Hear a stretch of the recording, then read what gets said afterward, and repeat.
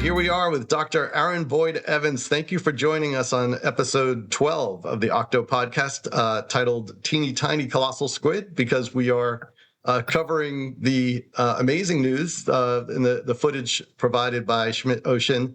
I'm really excited to talk with you. I've known you for a long time, but we should do some introductions. Okay. But I will just kind of softly introduce you as a glass squid expert. And you've done a lot of study in that space. That's how you've earned your PhD. Let's hear about you. As you said, I did do my PhD research on glass squid. I also did a master's on glass squid. So in total, I've been working on the family Cranchidae, which is the scientific name for the glass squid, for almost 15 years. If you are a TONMO user, I'm GPO 87. And yeah, Tony and I have known each other for many years. I've been part of the TONMO site as a user and a moderator for over a decade now.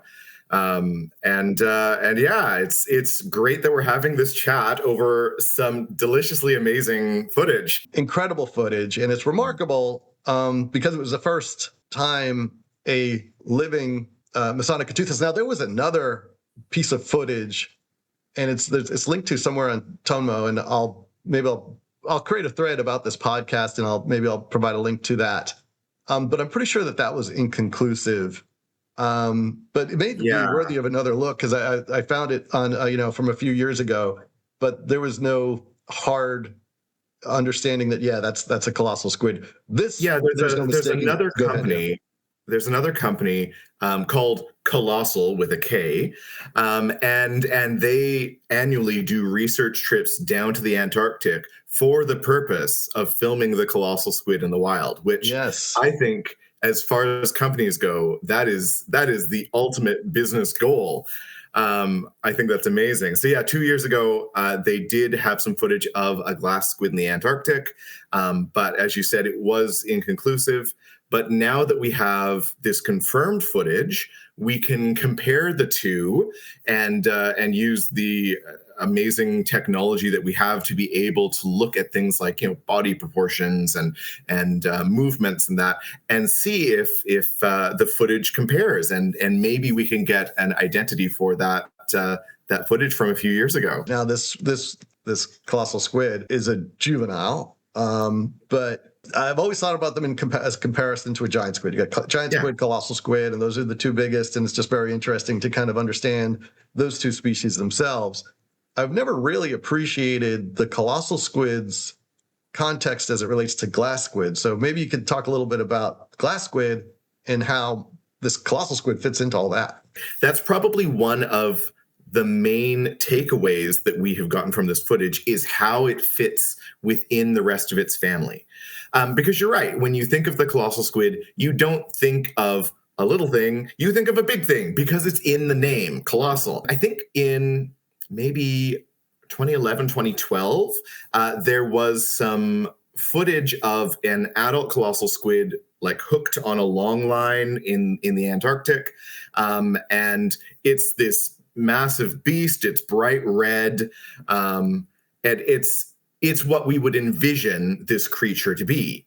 And you kind of think, okay, how does that relate to the rest of the glass squid? They look like cartoon animals. They look ridiculous. They're transparent. They have these big googly eyes. They look silly.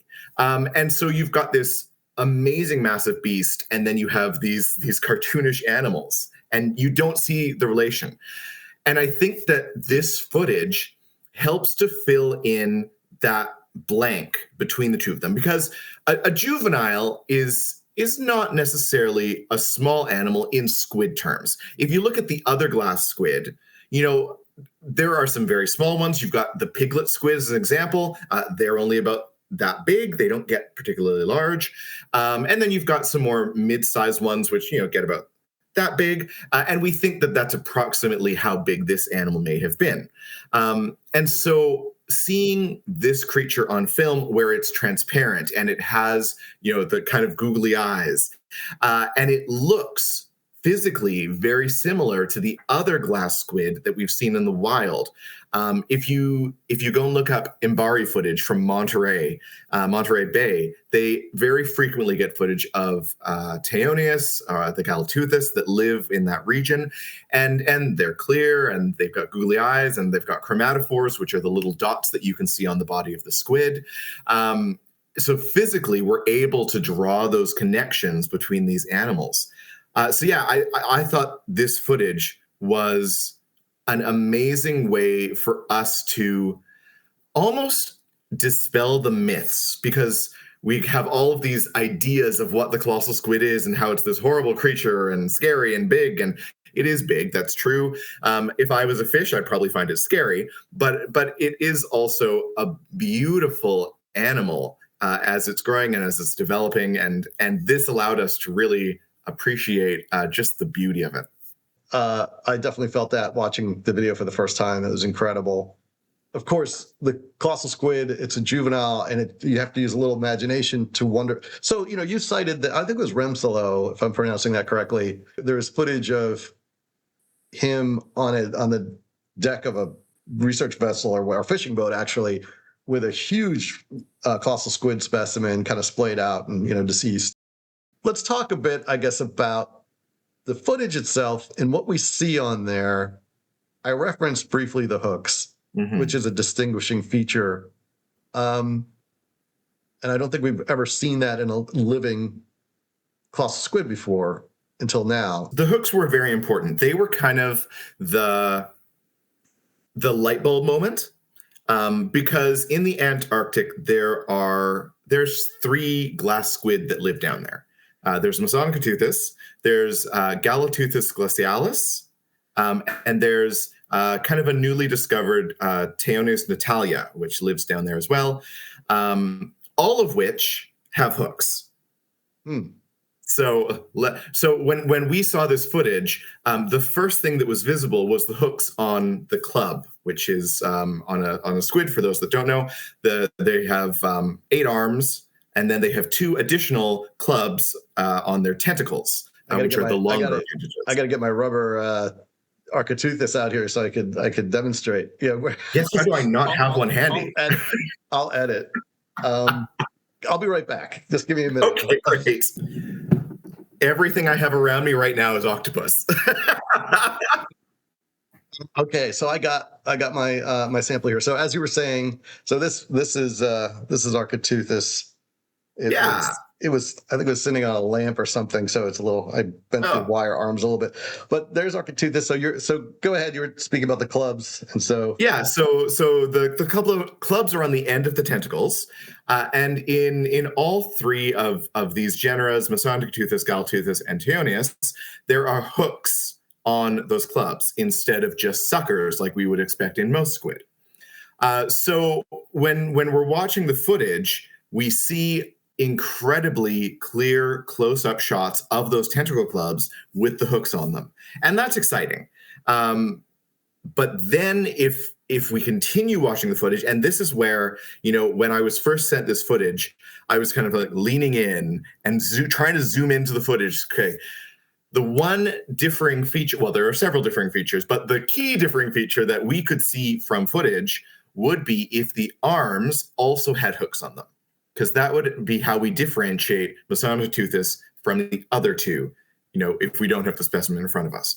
And sure enough, I went frame by frame through this video, just stopping. And eventually I was like, that's it, there. I see hooks on the center of the arms. And that's when I think the news sources were like, the scientists hyperventilated. That's when the hyperventilating started. When I was able to actually see the hooks on the arms. And so, yeah, I took a screenshot, I zoomed in, I put little arrows, I sent it off to Dr. Kat Bolstad, who we were talking about earlier, who knows a lot about very large squid. And I was like, is this it? Do you think? And she was like, yeah, no, I think I saw those too. So that was the moment where we were able to say confidently that we could ID this specimen. And yeah, that was an exciting moment. So let's talk about those. What are these? What are this again? This is an Architeuthis, toy. Yes. But bear with me. So having hooks here, and we know the beak's in the center of the arms, and so the supposition, we've never witnessed it, but I guess the supposition is that they use it to tear into the flesh of their prey, or to grab a hold of their prey and, I guess, pull them in toward their beak in the center of their arms. Or what's the thought there? Mm-hmm. Again, this is really leaning into that sea monster. It's not a myth. This part is accurate. It does have hooks, and it does use them for feeding. The hooks on the tentacle clubs also will swivel.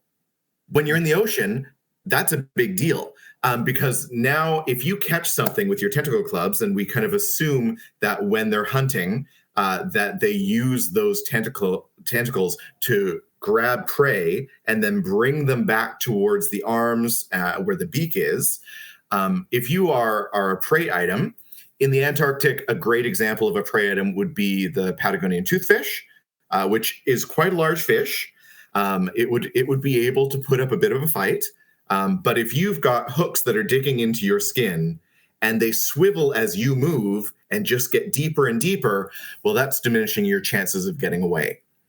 So the hooks of Masonichoteuthis are an amazing adaptation for being able to catch, large, powerful prey and then bring it back into the rest of the arms. Again, in the center of those arms, there's more hooks. So once it gets the arms around you, you're not getting it's a death hug.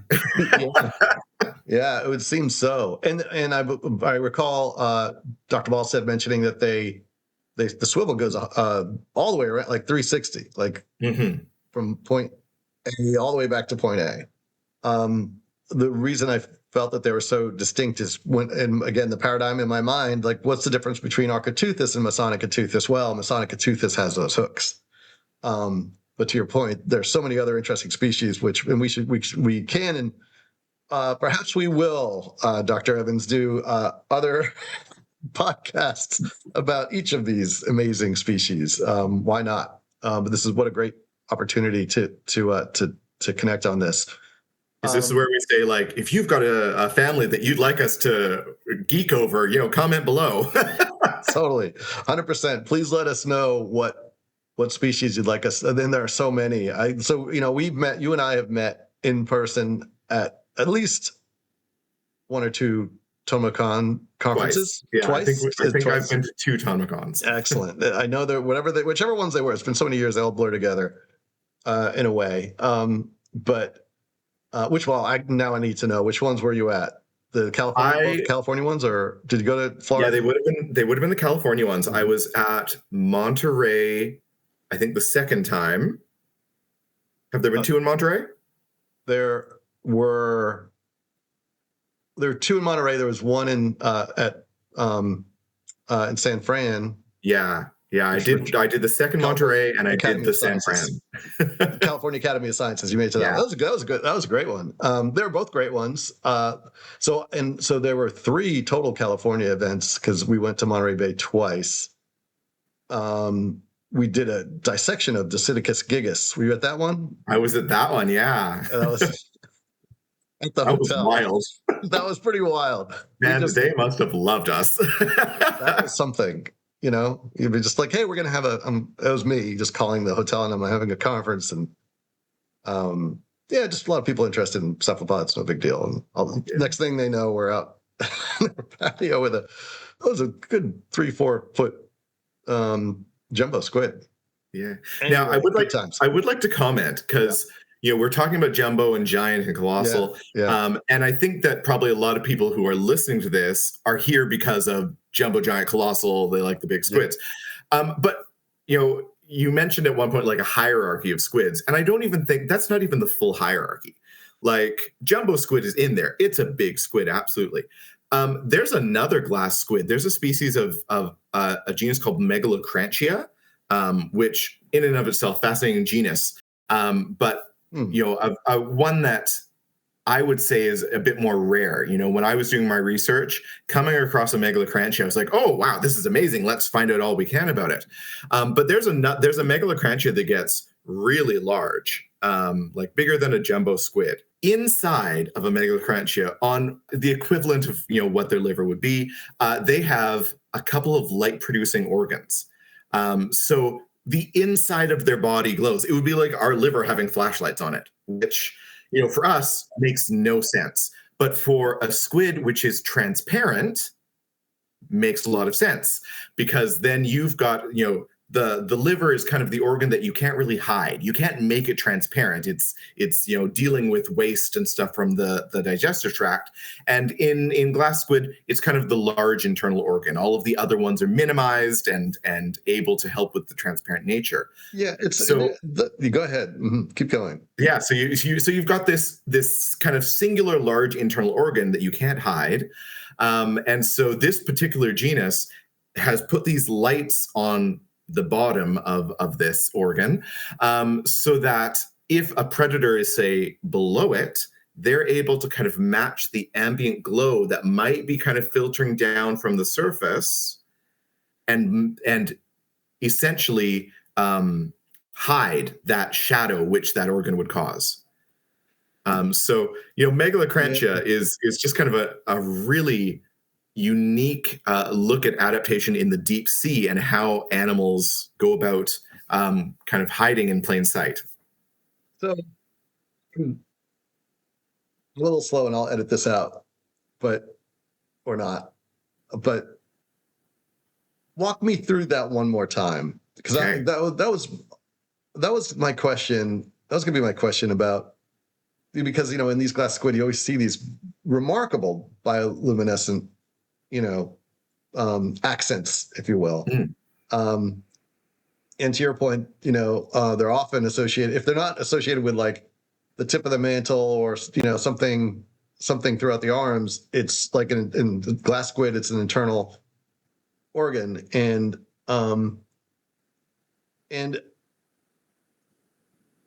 yeah, I struggle with what's the purpose of it. So help me one more time. The glass, and I've heard the theory, or maybe it's not even theory, it's just kind of like observation, that it has to do with the predators below them.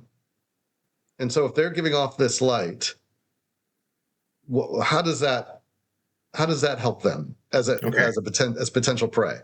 Yeah, so let's start with something that needs to be stated about deep sea animals.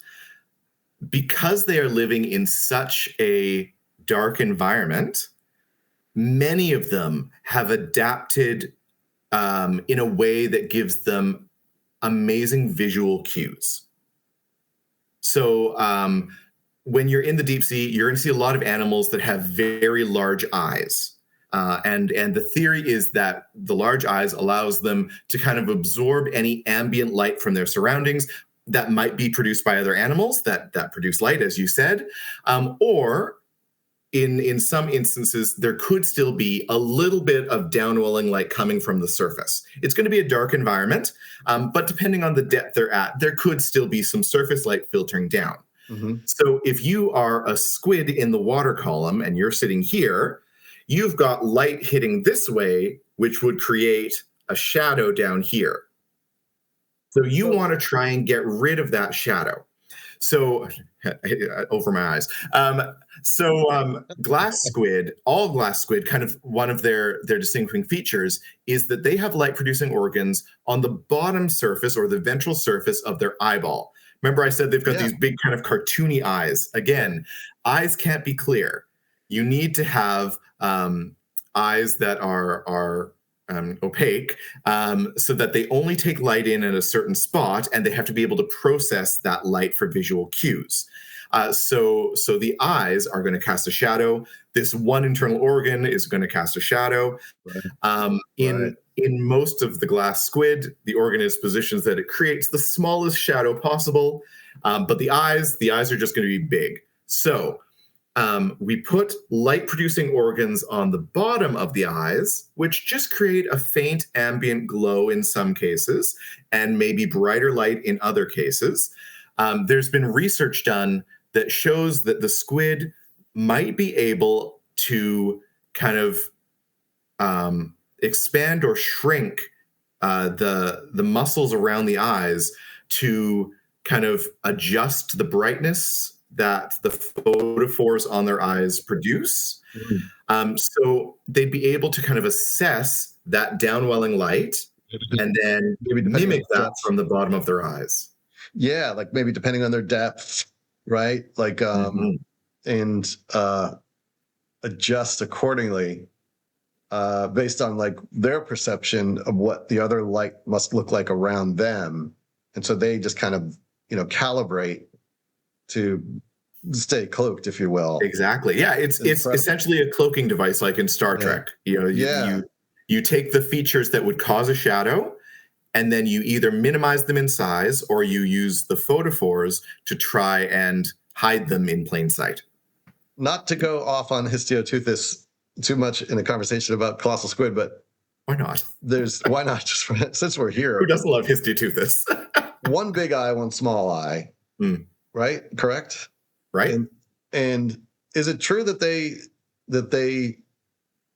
do they favor like a large eye toward the bottom and the small eye toward the top, or do they flip? Do I have that upside down? Or Tony, I'm going to start by saying, remember, glass squid expert, not Histiotuthid expert. And I believe that within the Histiotuthidea, there are several different genera, and only one of them has the wonky big eye and small eye, and the other ones are a bit more normal. If you are a Histiotuthid expert and you are just saying no, that's wrong, please let me know. I'm always happy to learn more about the Histiotuthidea. But I think the theory is that, thinking here, the big eye, when we've seen them in the wild, I believe it points down, and the smaller eye is usually orientated up. And again, I think that the reason that is because the larger eye would be able to take in more ambient light and be able to see further into the murky depths. That's the theory, but I might be wrong. Yeah, that's where I was going with it. I just wasn't sure, and I guess the larger eye makes sense to be looking down, but we can bookmark this. We can come back to it in another conversation. I do actually. It turns out that the larger eye is for looking up, while the smaller eye is for looking down. This clarification, courtesy of Octobot, by way of Expert Loop, who's a partner of TONMO. You can see the response here. It links back to an Octobot thread, which references an article by Sam Wong in New Scientist from 2017. Sticking on the topic of glass squid for a moment. Yeah, going back and talking about the reason we're all here. Yeah. Is there a rough number of species of glass squid? Rough would be the key word. So when I started my research, it was estimated that there were 60 to 65 species of glass squid. I think I named 5 more, which might get closer to 65, 70. Nice. Now, the reason why I'm being so kind of we don't really know, is because they are deep sea animals. A lot of the deep sea is unexplored. And it seems like anytime we kind of do a deep dive and focus in on one genus within the family of the glass squid, we're like, oh, look at all these new things that we're finding, because they're really hard to tell apart. Yeah, you only see one or two of them, or a handful of them to study or to observe what they're like, living or dead or whatever. And then you see, it's like, oh, here's another one of this species. Like, wait a minute, this one has, X feature. I don't think we've ever seen that before. Is that really one of these? But the thing is, Tony, yeah, X feature, you're right. X feature is the distinguishing thing. It's like there's going to be one thing that's different, but that one thing you might only see under a microscope. Like there's so many different species within the glass squid. It's a family of squid that Again, we're not going to go too far down the taxonomy systematics rabbit hole because we'd be here forever. That's another but one. That's historically, that's the TONMO marathon live marathon episode that we'll do is the taxonomy of cephalopod. Yeah, yeah, live cephalopodathon. simple. Yeah. I love it. Point. We should do that. Anyway, historically, this family has kind of been almost tumultuous in the naming area of taxonomy because physically they change quite a lot between hatchling, juvenile into adult. They look different at all these different life stages. And so back in the late 1800s, 1900s, when taxonomy was kind of in its heyday and biologists were naming all these new animals, anytime they found a new glass squid and it looked a bit different, they were like, oh, it's a new thing. In the 1940s, 50s, 60s, it was when scientists and taxonomists started lining up all of these specimens and kind of forming these life history stages and going, oh, so this hatchling turns into this juvenile, which looks different, but then looks different than this adult. But we got a growth series of how the body changes throughout its development. And so then we were taking, 4 different named animals and saying, oh, no, these are actually one animal. Gotcha. And so the Cranchidae really suffered from a lot of misnamed life stages. And so that kind of still is ongoing. Every so often, we're looking at a named animal, going, "Oh, wait, no, this actually might just be this." Yeah. So it's very approximate, and then we're finding new species when we're looking at 2 adults and go, "Hey, this one's got this feature, and this one has a different feature. We thought they were the same." The big kind of helpful technological advancement has been DNA barcoding, getting to use molecular analysis and take, tissue samples of these animals and saying, well, these look really similar. They're a little bit different. And then doing that analysis and going, oh, no, genetically, these are 2 different things that diverged, so many odd years ago. So we are able to integrate traditional taxonomy from the 1800s, 1900s with modern technology and molecular analysis, that's a tongue twister, and be able to try and help to stabilize what has been a very crazy roller coaster ride in the naming of squid. Yeah, I love that history and description of that because it puts a lot of things together in my mind. When a research vessel goes out, like Schmidt Ocean, and explores, and they say we're going to go to a spot and we're going to see what we can find. We're going to drop a camera down to this depth, or there's a mount or something that we want to investigate because it has been looked at in 20 years, and there may be a few specific objectives. But it seems with cephalopods, what happens so much is that it's just happenstance. You're dropping a camera. Like, it's really hard to say, like, we know glass squid and colossal squid is like Antarctica is like the place to go to if you want to see one, if you want to try to see one.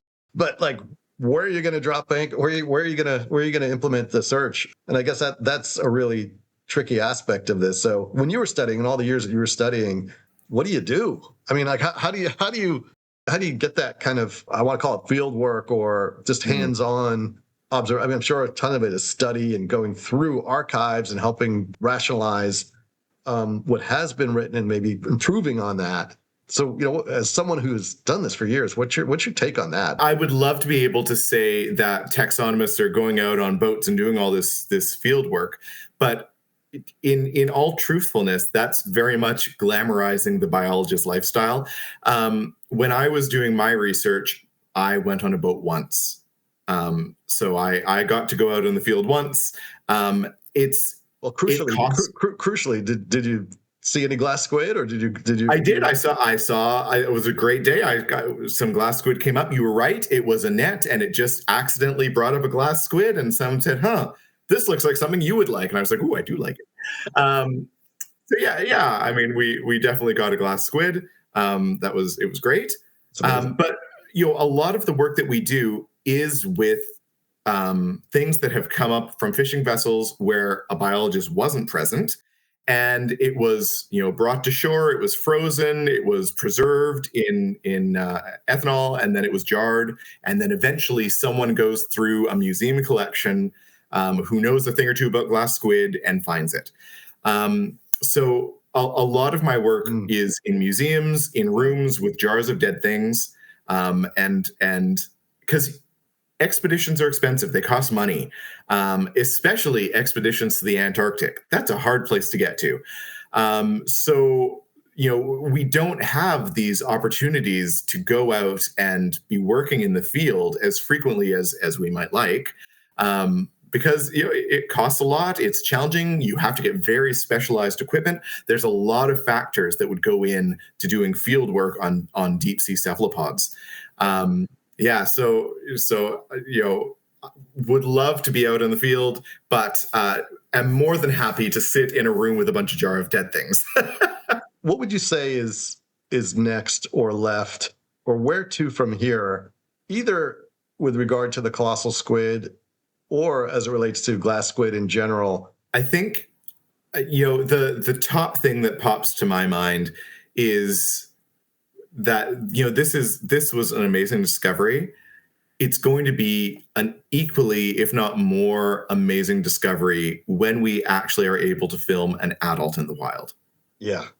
That's going to be a historical moment, very much like the first footage of the giant squid in the wild was back in 2013, 2014. Mm-hmm. Is it glass? Would it appear as like a glass squid, do we think? Who knows? I'm of the opinion that by the time the colossal squid reaches, full maturity as a very large adult, the tissue on the mantle or the body of the squid is very thick. And I would be of the thought process that it would be too thick for it to be transparent then. There's too much muscle in that tissue now. So, I would think that no, we would probably see it in the wild with red coloration or maybe white coloration, depending on if the chromatophores were contracted or not. Yay, science terms. So, I think if we get footage of an adult colossal squid, that's going to be such a huge deal. If we ever get footage of it, as you said at the very beginning, of it feeding or hunting or eating something, in terms of Masonic toothus, those are some things that we can look forward to in the future, and hopefully I'll get to see them in my lifetime.